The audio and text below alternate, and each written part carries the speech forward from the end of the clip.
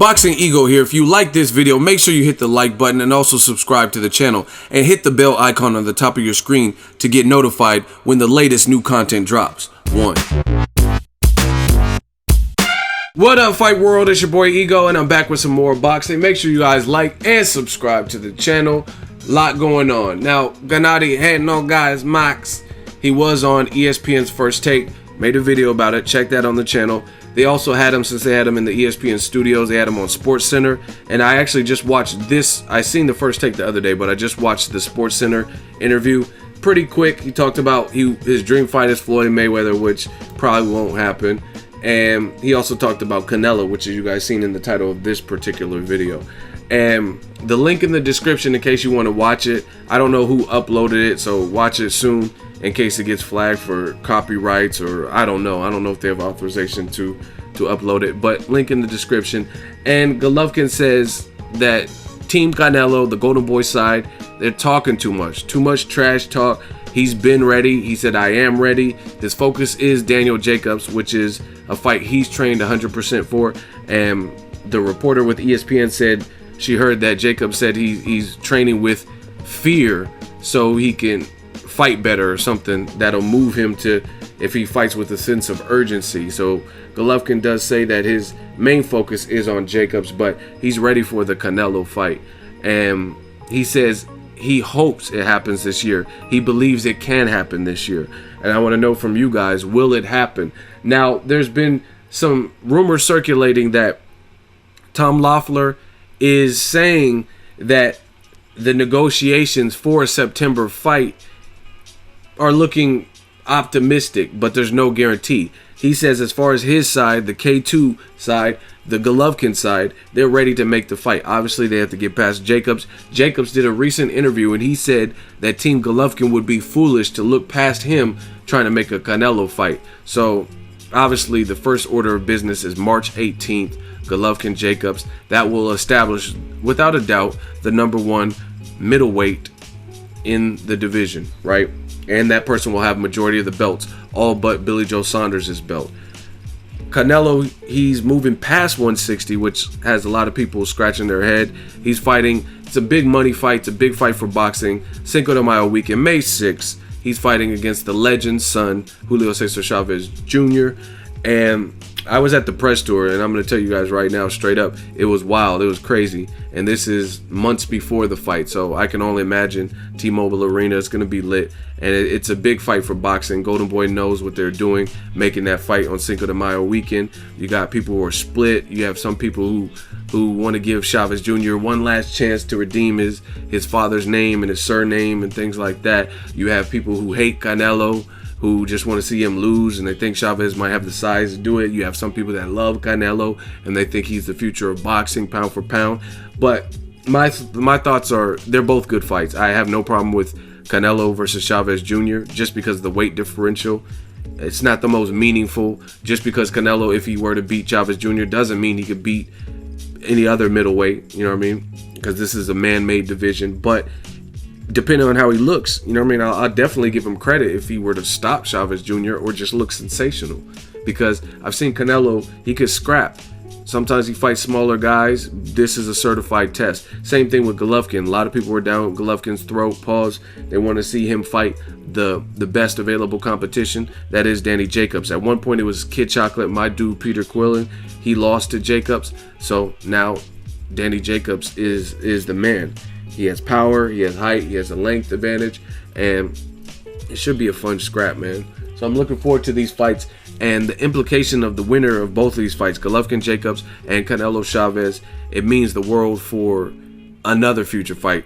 Whoever wins those fights can immediately, if they choose and if they can negotiate it, go into a major fight. Can you imagine, like, let's say Chavez Jr., let's say the two guys pull upsets. Because I'm talking about favorites. I'm not talking about what you guys think will happen. I'm talking about on the sports betting, the odds.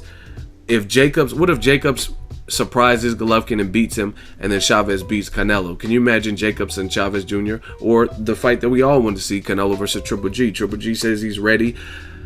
Now, it leads me to the $15 million flat rate. I told you guys, man, there's so much going on with this Canelo Triple G. There's certain things I understand Team Canelo, and there's certain things I understand from Team Triple G. On one hand, you can really see it. The only people who are mad are the radical fans for one fighter. You know what I'm saying? Not necessarily boxing fans. Just like no matter what, you're gonna ride with that dude. You know what I mean? But if you look at the situation with Canelo and Triple G, objectively, I can't see how you can just blame solely one person for the fight not happening. You could say little stuff. I mean, I'm done with the blame game. I just want to see the fight. I don't even really care who's at fault, or it's like he hit me first. It's like some little kid stuff. I don't care about none of that at this point. It's been going on long enough. Not every fight's going to be Mayweather or Pacquiao, and that's just what it is. So these promoters, these fighters, they got to get on board. You got a great fight this weekend, Garcia versus Thurman. They got $2 million apiece each. Great fight. Somebody has to go. They're taking $2 million each, and that's all it took for them to make the biggest fight at the welterweight division this year so far, right? And it's getting annoying to hear all this like business talk, and everybody's like tisk to fighter A when he does it. Oh, this person, Floyd did this, or Canelo did this, and then you go and do what you said you didn't want Floyd or Canelo to do, vice versa. Canelo says, oh, this guy did this, Mayweather made me have a fight at a catchweight, and then you fight your last 5-6 fights at a catchweight. So anybody objectively looking at this, you should be able to see multiple different sides, and you know what I mean. 15 million. My question is, why 15 million flat rate? It's not a bad purse at all, right? But why a flat rate all of a sudden for Golovkin, a guy who people think can beat Canelo, and a guy, you know what I mean? Either way, it should be a competitive fight. So all of a sudden, why not a flat rate for all of your opponents? You know what I'm saying? Why are you now just enlisting this flat rate? You can easily argue that. You know what I mean? Why for Golovkin? Because the thing is, and I think this is what's hindering the Golovkin side with the flat rate. What if this sets astronomical numbers because people want to see it, right?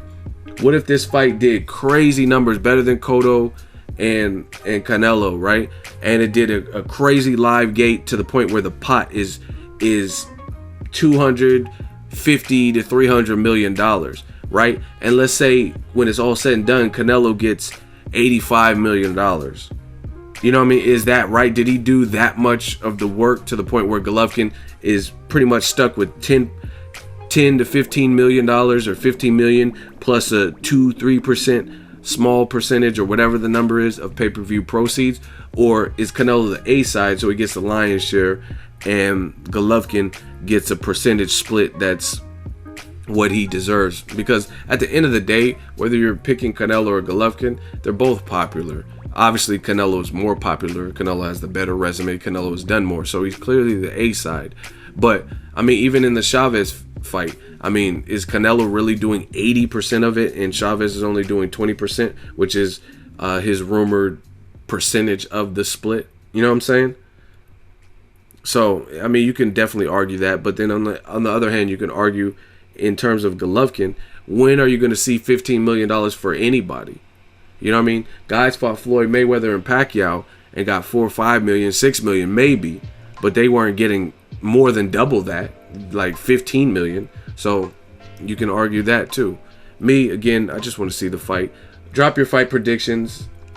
These upcoming fights, Golovkin, Jacobs, and then also Canelo versus Chavez Jr., they're going to be very telling. So I'm definitely going to be watching, because the ramifications for the winner, even if they win, but they win in a tough fight. These fights to me can show me something. They can show me where Golovkin's chin's at, how he deals with adversity possibly. This can show me how Canelo deals with the added weight.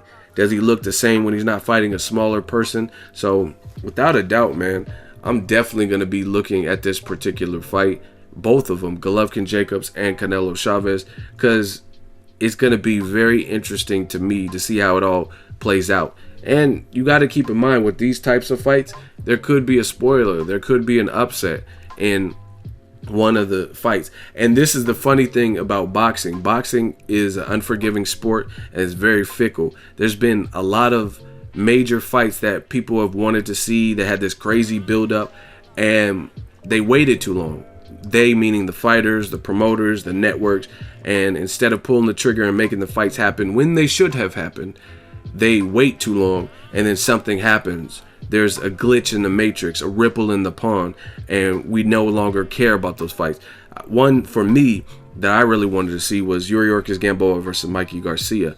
Now at this point, I don't even care if I watch that fight. But at one point, when it was being talked about, when they were both undefeated, I really, really wanted to do that. But now Mikey's already moved up to 140, then moved down to 135. He's a champion there. Gamboa's very inactive. He already got stopped and knocked down 4 times by Terrence Crawford. So I really don't even care if the fight happens now.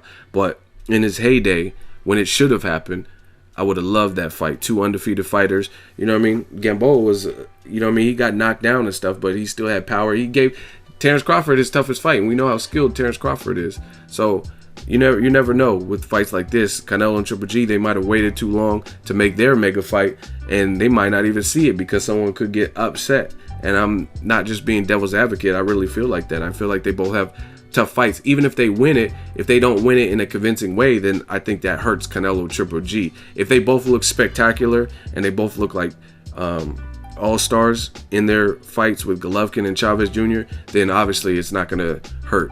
But if it's a struggle fest, or if they lose and get upset, it definitely hurts Canelo Triple G. But Triple G saying he's ready. Do you believe him? Drop that in the comment section. Make sure you share the video, like the video as always.